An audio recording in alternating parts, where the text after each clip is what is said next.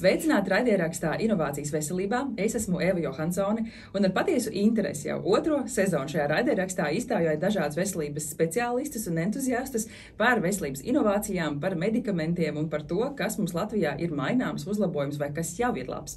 Un man šķiet, ka šo sezonu būtu ļoti jauki uzsākt ar veselības ministru, ar sarunu par to, kas šobrīd notiek ar veselības budžetu, jo šobrīd šis aktīvais pieņemšanas process un ir notikuši vairāki nozīmīgi pagrieziena punkti vasarā, par kuriem ir vērts parunāt. Proti šī zāļu reforma, jo 11. jūnijā notika preses konferences, kurā ministrs iepazīstināja plānotajām pārmaiņām, un 16. jūlijā MK sēdē tika pieņems lēmums piedāvātos noteikumu grozījumus apstiprināt, un atbilstoši tiem medikamentu cenas samazināsies par 15–20%, un tas būs līdzīgs pārējām Baltijas valstīm. Savukārt augustā Veselības ministrijas un mēdīju dienas kārtībā būtiski bija jautājumi par onkoloģijas medikamentu pieejamību pacientiem. Tie aktuāli ir arvien, un mēs redzam publiskajā telpā vairākus šādus gadījumus.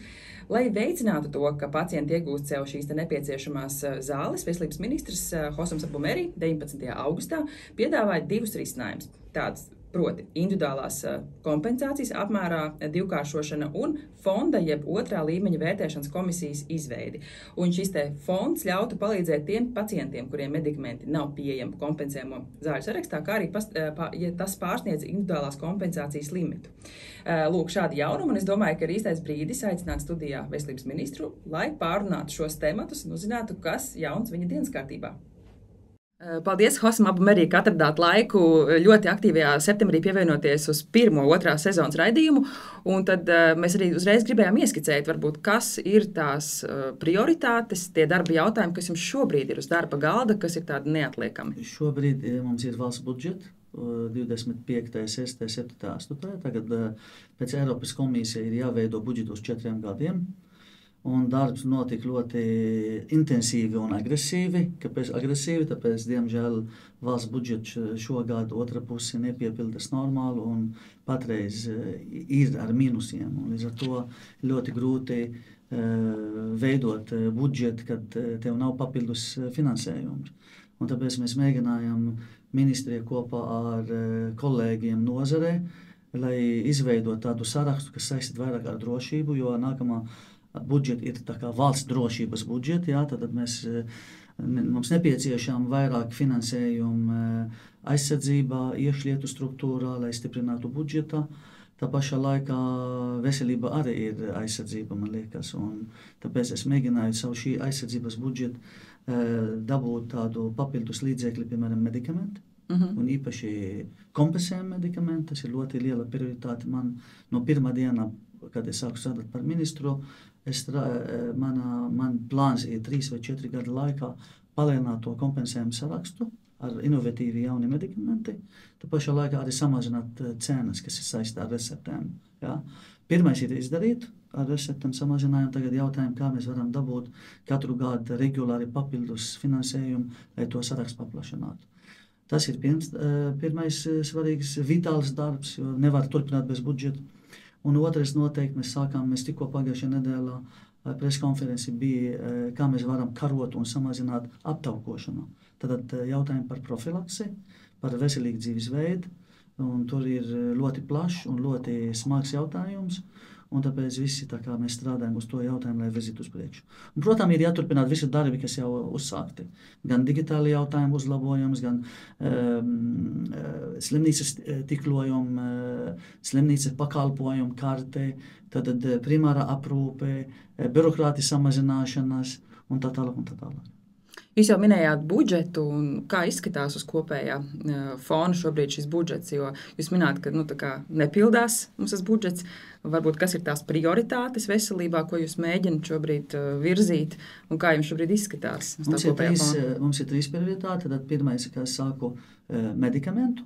Tad gan kompensējumi, gan inovatīvi medikamenti, gan arī rezervi. Ja? Mums arī jāveido savu rezervu vairāk.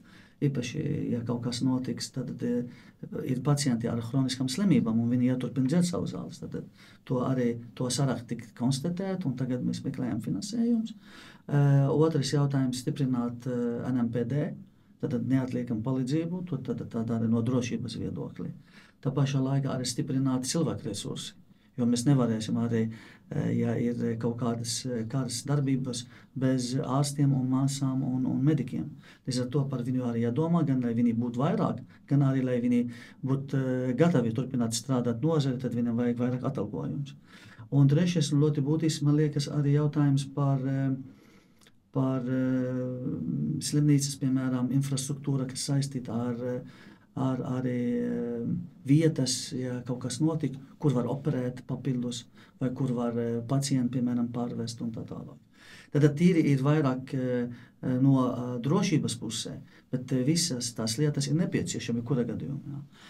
Cik ir reāli varam dabūt, es pateikšu godīgi, kā izskatās patreiz ar visu to budžeta cipari, ka mēs nevaram to summu dabūt, ka mēs gribam, mēs prasījām 150 miljonu eiro.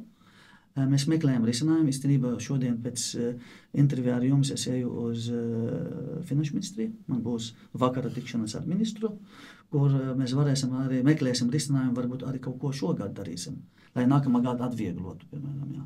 Mums ir jāskatās, cik ir līdzekļi un kā mums ir jāturpina strādāt. Bet galvenais, ko es mēģinu darīt, ka šajā neliela krīze, ekonomiskā krīze, kas mums ir rajonā, jo mēs redzam, kas notika Igaunijā, kas notika Somijā, Vācijā, visi samazina budžetu un samazina algas un samazina un palēna nodokli. Mēs Latvijā, paldies Dievam, šobrīd mēs negrasam palēnāt tādu nozīmīgu nodokli, otrādi samazināt kaut ko. Bet tā pašā laikā mums ir nepieciešama arī papildus finansējumu mūsu nozarei. Un šobrīd tāds finansējums, ko es ieliku galvā, kad es sāku strādāt par ministru, 3 gadu laika 500-600 miljonu, neizskatās tik reāli. Jūs jau minējāt arī to aptaukošanās aktualitāti, varbūt, bet arī vēl kaut kādas aktualitātes šajā brīdī, kas būtu jāzina ikvienam vai jāņem vērā šobrīd veselības nozarē? Es domāju, ka mums ir ļoti būtiski, kā cilvēki vairāk jādomā par savu veselību. Tad mums ir preventīvi. Un šobrīd ir vairāki programmas, piemēram, teiksim, screening programma, gan arī krušvēzis, gan arī kolorektālas vēzis, tad runāsim resenzāna vēzis, gan arī prostāta vēzis, gan arī ginekoloģiskis jautājumi, kas saistīti ar sievietēm. Gan arī jebkuram cilvēkam, kur ir 15 gadi vecuma, un ja viņš nav bijis pie ģimenes ārsta, ir laiks iet pie ģimenes ārsta parunāt, jo viņam arī vienu reizi gada pienākas kaut kādas analīze, kas varētu būt preventīvi uztaisīt, un ja gadījumā viņi ir palielināti vai nav tik normāli vai tuvu normāli, tad ir papildus izmeklējumi vajag izdarīt. Un tas visi ir šajā programmā uz valsts rēķina, un par to nav jāmaksā. Protams, tas rindas arī ir problēmas Latvijā mums, bet ja visi uztaisīt laicīgi, ja es kļūstu, piemēram, man ir 15 gadi, augustā, piemēram, biju, tad es eju pie ģimenes ārsta, pateikšu, man ir jau 15 gadi. Tad kas man pienākas? Tad viņi saka, taisīt 1, 2, 3. Ja ir analīze nav baigi, jums pienākas vēl viens izmeklējums. Tad es varu laicīgi pierakstīt un arī gaidīt, jo man nav nekādas sudzības. Es varu gaidīt mēnesi, 2, 3, 4 un 5, piemēram, Kanadas, lai tikt pie kolonoskopija, zarnas pārbaudi. Ja ir profilaktiski un nav nekādas pazīmes vai nav nekāds signāli, ka tur kaut kāds slikt, var gaidīt gadu, ielikt uz gadu. Jo tagad jāpaņem cilvēkam ir sudzības vai viņam ir signāli, ka ātri vajag pārbaudīt. Un mums tās problēma Latvijā, ka mums tāds visi iet viena virzienā, vienā katliņā. Un tāpēc, kuram, piemēram, nav sudzības tik ātrāk pie mani, un kuram ir problēma, viņš var tikt, piemēram, pēc dažiem mēnešiem, un tas arī, protams, ietekmē. Tāpēc es aicinu cilvēku tomēr sāk domāt laicīgi par savam veselību, par ģimenes problēmām, jo mēs visi zinām, piemēram, vecmāmiņa, vectētiņš, vai tēvs, vai mamma, vai brālis, kāda ir problēmas vai kādas slimības, un laicīgi atgriezt pie ģimenes ārsta parunāt par to. Tā pašā laikā arī ģimenes ārsts vairāk arī jābūt aktīvāk un arī jāzvana un aicināt pie sevi, ja cilvēki nav bijis ilgstoši. Tas, ko es aicinu cilvēku par to domāt, jo preventīvi profilaksi ir daudz labāk nekā ārstēšana. Mēs iepriekšējos raidierakstos runājām, ka šī preventīvā profilakse rūpes par sevi patiesībā ļoti lielu budžeta daļu aizņem. Tas pats diabēts, mēs iepriekšējos raidierakstos tos datus redzējām un skatījāmies, ka ja mēs par to saulēcīgi rūpētos, tā būtu milzīga nauda, ko mēs droši vien varētu, teiksim, pārlikt tos pašos medikamentos vai inovācijās. Precīzi. Jo ārstēšana ir daudz dārgāka nekā profilakse. Profilakse atrast kaut kādu, piemēram, teiksim, kolonoskopija laikā atrast mazu polipiņš, izņemt uzreiz ārā. Tā polipsija pēc 5 gadiem netika izņemta. Viņa lielā mērā ar lielu risku, ka viņa kļūst par karsinomu, tad par slikto laundabīgo vēzis, kur pēc tam nepieciešama operācija, nepieciešama ķīmija, un ja, lai dod Dievs, nebūtu tā, ka tur ir arī 3. stāde vai 4., kad ir metastāze, un tā cilvēki gan maksā ļoti dārgi, gan arī dzīves kvalitāti, gan arī varbūt nav vairāk tik lielu varbūtību, ka viņš var ilgāk dzīvot. Ja. Tāpēc tas ir ļoti būtiski par to cilvēku domāt, un brīžiem mēs redzam pēc datiem, ka tas profilaktiski vai preventīvas vai screening cilvēki nenāk vai nepiepildās. Ja. Jo tur vienmēr ir līdzekļi, ja. Bet neizmanto. Tāpēc ir katram no mums ir konkrēti vecums, ir jāsāk domāt par sevi vairāk. Sievieti ir ātrāk ir jādomā, piemēram, krūšvēzis un ginekoloģijas lietu. Vīrietis ar 50 gadiem vai 45 jāsāk domāt par resnazānas, jāsāk domāt par prostātvēzis un tā tālāk un tā tālāk. Kas ir tie darbi, ko gribētos vēl paveikt, bet kuriem nav bijis laika pieķerties? Es domāju, ka ir daudz sīkas lietas, kur var būt noteikumos, varbūt Nacionāla veselības dienestā, varbūt veselības ministrija, varbūt veselības inspekcija, varbūt ASPKC. Ir daudz mums iestādēs, kur varbūt ir noteikumi, ka ir pieņemt ļoti sen, 20 gadi, 15 gadi. Tā kā līdzīgi medikamentu uzsenojumu modeli, kas ir pieņemti apmēram 20 gadi atpakaļ, un nebija ne revidēt, ne mainīt, ne uzlabot, nepārskatīt. Un tāpat arī ir daudz lietas, ko mēs varam mainīt, kas var arī palīdzēt gan ārstiem vieglāk strādāt, gan arī, protams, pacienti arī mazāk birokrātijas, mazāk lietas. Par to mēs sākam meklēt pakāpeniski, vienu mazu lietu šeit, vienu mazu lietu tur, jā. Bet es domāju, ka tagad būs vairāk arī ņemot vērā šī budžeta problēma, kā ir līdzekļu deficīti, tad mums būtu jāskatās visi šī noteikumi, visi šī programmi, jāsako līdzi, kaut ko jāsamazina, kaut ko jāliek kopā varbūt. Radoši, radoši. Un tas ir laiks, kurš varētu mums daudz lietas mainīt. Un kas ir tā kā pašreizējie izaicinājumi, kas neskar, teiksim, budžeti, kas vēl būtu tie, ko jūs gribētu minēt šobrīd veselības nozarē? Es domāju, ka digitālu jautājumu ir jārisina cik varam ātrāk, jo gan tas uzlabo pieejamību, gan arī efektīvi. Tad caur digitālu sistēmu, ja visi dati ir ievadīti laicīgi un pareizi, mēs varam redzēt, vai tā izmeklējuma bija pareizi izsūtīta, vai tā rezultāti ir sekot, vai tā profilakse ir pēc tam aicināt pēc dažiem gadiem atkal vēlreiz, vai tas zāles bija izmantot, izdalīt pareizi, tad efektīvi līdzekļi un pieejamība, jo, piemēram, mēs tagad gribam, mēs jau tūlīt pasūtīsim, līdz nākamā gada otrā pusī būs tā vienota pieraksts. Tas nozīmē, mēs gribam redzēt, kā mēs varam pacientu pierakstīt vienu vietu, konkrētu ārstu vai konkrētu sistēmu. Un tad sistēma piedāvā viņu, piemēram, ja cilvēki atteicas, piemēram, no ārstu pakalpojumu vai procedūras, viņš var tikt ātrāk. Tieši vakar NVD man prezentē pētījumu, kas pierāda apmēram 15% no rindas ir fiktīvi. 15%. 15%. Var iedomāt, tad mēs varam samazināt, ja katru 100 cilvēku ir 15 vai 20 īstenībā, kur var būt pierakstīt vairākas vietas. Un viena daļa arī vēl nenāk.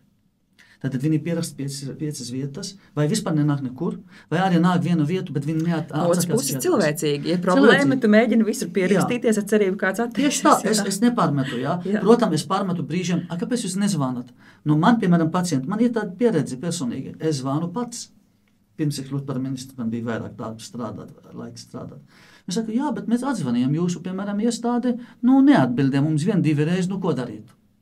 Vai arī atbildēja uz izziņu, ko es saņēmu bet viņi nelasa to izziņu, jo tā izziņu sūti tikai, lai informētu, ka rīt jums ir konsultācija vai procedūra. Līdz ar to šī ir ļoti būtiski. Tad uzlabo pacientu gan laiku samazināt to gaidīšanas laiku, gan arī efektīvāk izmanto. Digitāla sistēma arī nosūtījums. Mēs redzam, mēs vakar tā pētījumi pierāda, ka mums ir Latvijā, mēs esam virs Eiropas, virs OECD valsti, sūtam uz izmeklējumi. Apmēram, man personīgi pateikšu no dienā, kad es strādāju, piemēram, sestdien, un es pieņēmu 20 pacientu, es pateikšu, varbūt 2-3 ir patoloģijas. Varēja nenāk. Protams, viena daļa no viņiem screening, bet viena daļa vispār tā sudzības nav indikācija bija sūtīt 100% procedūru. Kamēr laika gaida, piemēram, cilvēki ar kungivēzis vai resnazāna vēzi, un nevar tikt pie manis. Protams, es tagad sadēju mākststundas, tas arī, protams, pagrina, bet jebkurā gadījumā, tad mums ir jābūt tā digitāla sistēma, kur būs nosūtījumi pēc indikācijām, jābūt ļoti skaidri vadlīnija. Līdz ar to mēs arī paralēli, tikko mēs pieņemam lēmumus gan likumā, gan arī ministrs kabinetā par metodiskas centra veidošanai, un tā metodiskas centra, ja viņi sāk strādāt ar 1. janvāri, daži no viņiem, piemēram, onkoloģija. Onkoloģija mums ir prioritāte. Onkoloģija, asinsvadi, psihiatrija, bērnu onkoloģijas, ģimenes ārsts, metodiskas centri. Šī 5, viņi uzreiz var sagatavot mums gan vadlīnijas, gan kāpēc jāsūt, kāda ārstēšana nepieciešama, un tas būs vadlīnija jāizpilda visi Latvijas ārsti. Ne tikai Rīga, piemēram, kā parasti notika, visi grib uz Rīga, jo Rīga labāk kvalitāti vai ātri tikt, un laukos nē, vai mazas slimnīcas ne, visi jābūt viena standarta. Un tad metodiski arī kontrolē, kā viņi realizē, kā notiek visu to monitoringu. Ja.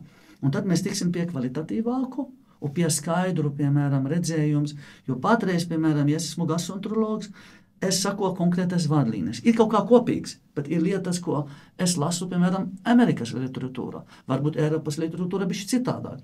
Man vadlīnijas citādāk. Es uzskatu, ka, piemēram, es gribu visi mani pacienti iet uz endoskopiju, bet pēc būtības ne visi pacienti vajag iet uz endoskopiju. Un tā tālāk, jā. Tad digitālo, metodiskas jautājumu, tas palīdzēt mums Latvijā gan ātrāk, mazina birokrātijas, efektīvāk un pieejamāk daudz lietas. Pat Facebookā vai Twitterī man šķiet izlasīja to apgalvojumu, ka gaidat, ka būs beidzot tās digitālās vakcīnu pastas, jo bieži vien mēs tās vakcīnu pastas pazaudējam. Mēs šobrīd redzam, kas notiek ar difteriju bērnu vidū. Tā vakcinēšanās tēma ir aktuāla, un bieži vien mēs paši pieauguši izrādās, ka ik pa 12-10 gadu mums ir jāpārvakcinējas. Vien par 10 gadiem mums ir jāiet un jādabūt to difteriju un tetanus to, jā. Jā, un tad, kad tās pasas tur kaut kur mētājās papīri, kad būtu labi tas viss viena vieta digitāli un tikai var pievienoties šim. Ko es varu pateikt no jums, piemēram, no jūsu no šeit tagad, ka mēs ātri gribam izveidot tādu vieglu aplikāciju, kas varētu palīdzēt pacienti vismaz esošas informācijas būtu mana telefona.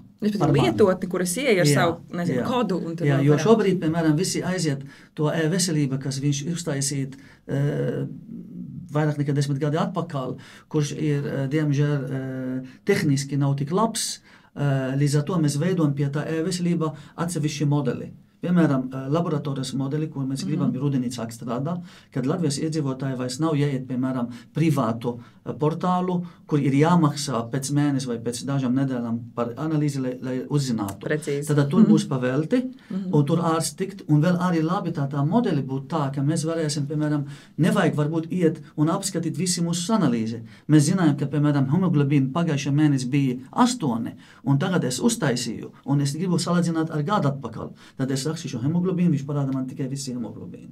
Ne tā kā jāiet caur datumiem un jāmeklē PDF formā, jā. Tad mēs gribam uztaisīt tādu digitālu veidu, ka viņš pa modeli, jo tā e-veselības sistēma tā kā integrātori, viņš ir smagnē. Un tāpēc neiet citos. Piemēram, šodien no rīta negāja. Bet tas nebija e-veselība problēma, tas bija kaut kāds tehniski valsts kopumā. Jā. Līdz ar to šeit ir ļoti būtiski šī jautājuma atrisināt. Es tagad šodien, pirms es atnācu, tikko es uzzīmēju uz tādu mazu lapiņu manu sev, Hosam Abumeri, ko viņš gribēja dabūt pēc 5 gadiem no veselības aprūpe. Tad mēs pajautāsim. Jā, tad es ceru, ka mēs tagad veidosim skaisti, un tad mēs parādīsim, kā tāds cilvēki sēž ekrānā, un ko viņš domā, ko viņš grib, ko viņš ar rokas grib dabūt, kur viņš grib stāvēt, kāpēc viņam jābūt stabili. Tā kā es gribu redzēt pēc 5 gadiem tādu pakalpojumu un tādu sistēmu, kurš būtu daudz labāk nekā šobrīd, bet es nevaru apsolīt pēc 5 gadiem, ka nebūs rindas. Viss pasaulē ir rindas. Jebkurā gadījumā vienalga, cik būs mums finansējums, tas nezinu, kā atrisināt to rindas jautājums. Jo rindas ir dažādi iemesli. Arī cilvēku resursu trūkums arī ir problēma. Ārst maz. Jā. Tāpēc mums ir jāstrādā, esinībā šobrīd ir notikt tādas mirdzīga remontu projekti no visas puses. Es nevarēšu, piemēram, krasot cienu, ja es nesakārtošu to vecu elektrības vadi iekšā. Es nevaru, piemēram, durvis ielikt, ja mums nav stikla un nav rāmīti jābūt. Es nevaru durvis bez atslēgas, vai ne? Es nevaru bez elektrība, es nevaru bez lampiņa, es nevaru bez stepu un tā tālāk. Tad doma ir tā kā fragmentiem mēģināt? Jā, es tā kā puzli, es iezīmēju to cilvēku vienu puzli un ieliksim to puzli pēc datumiem. Piemēram, pēc pusgadu būs tas modeli. Pēc gadu es gribētu šito. Ja? Bet, protams, to finansējumu arī vajag, bet ir lietas, ko mēs varam jau vizīt uz priekšu arī bez finansējuma. Ja? Tāpēc šodien es tā kā bišķīt tā kā zīmēju kolēgam, es nodalēju realizēt man lielāko, jo es redzu, ka es gribētu ilgāk dzīvot, bet veselīgāk. Vai veselīgi un cienīgi dzīvot ilgi. Teiksim tā, es gribētu to teikumu, tagad man pie jums iznāk prātā. Cienīgi un veselīgi dzīvot ilgāk. Kāda jēga dzīvot ilgāk, ja necienīgi, tad es nevaru tikt pie pakalpojumu laicīgi un kā vajag, un veselīgāk. Tad es neesmu spējīgi fiziski neko darīt.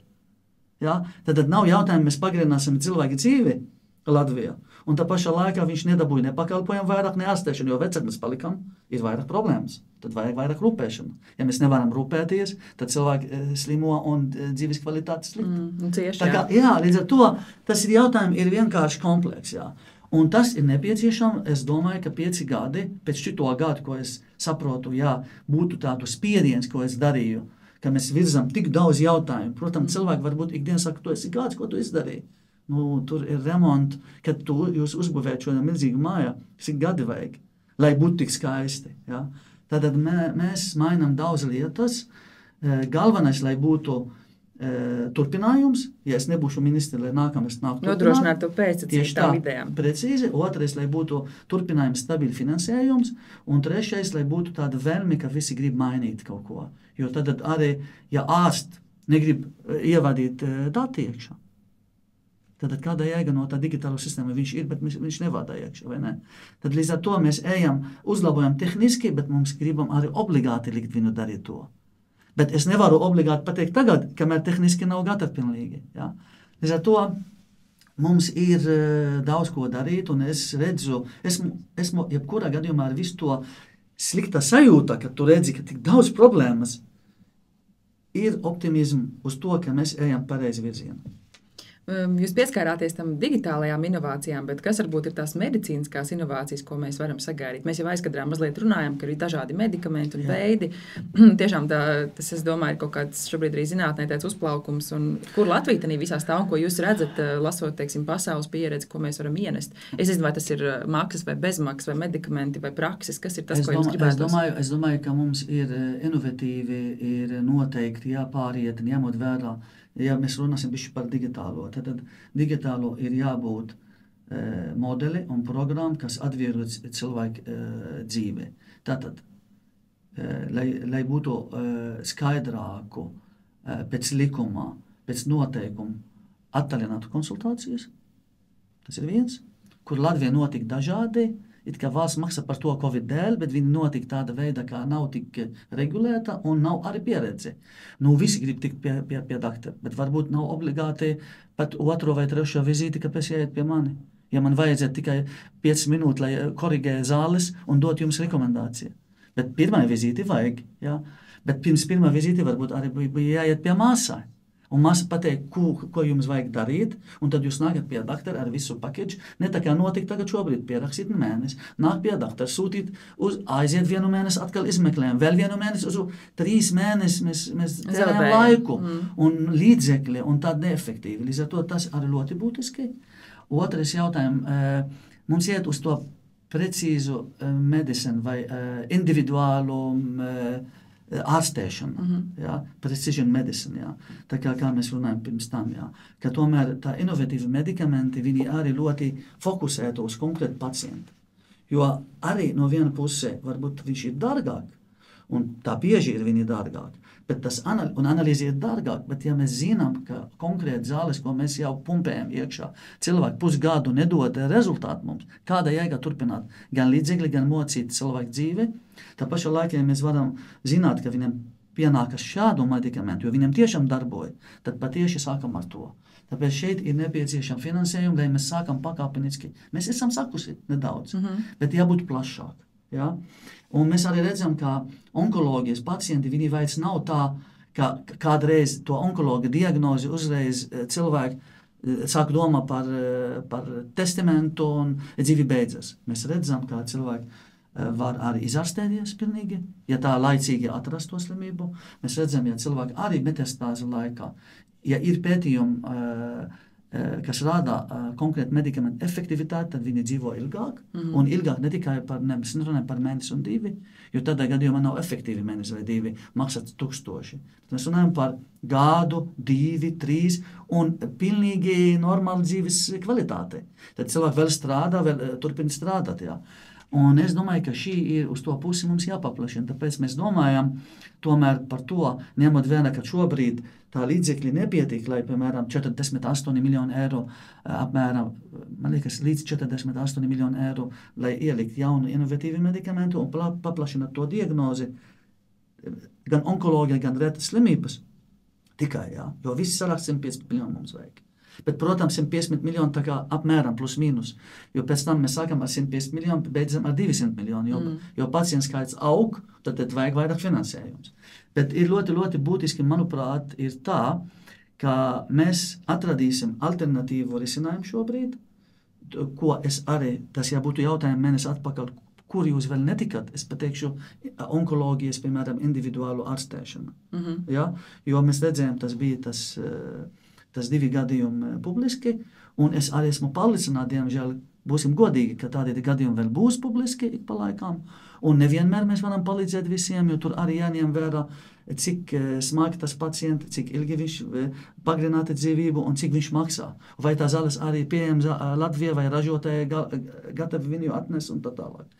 Tāpēc mēs veidojam to, mēs palielināsim, tūlīt mēs ejam drīz uz ministra kabinetu ar ministra kabinetu noteikumu grozījumu, palielināsim līdz 30,000, tad respektīvi dosim cilvēku, kur šobrīd valsts maksā viņam 14,000, bet viņam trūks līdzekļi paši meklē, kur dabūt, tad tas ir viens. Otrs, izveidot fondu, ne tikai onkoloģija, jo tad, lai būsim godīgi, jo ne tikai onkoloģi pacienti arī nepieciešami tādi dārgi medikamenti. Tad dosim tādu fondu, kur mēs tagad gatavojam dokumentu, un mēs iezīmējam, un es ceru, ka tā kapitāla sabiedrības atbalstīs, jo tas lēmums būs politisks, ir pieņemt, ka mēs ejam uz to pusē, ka mēs veidojam to nelielu naudu, kur mēs varēsim palīdzēt un atbalstīt konkrēti gadījumi, kur ir vairāk nekā 30,000. Un mēs redzam, ka tā rezultāti var dot cilvēku dzīvo gadu, 2, 3 un 4, un iespējami arī var arī izārstēt. Ja.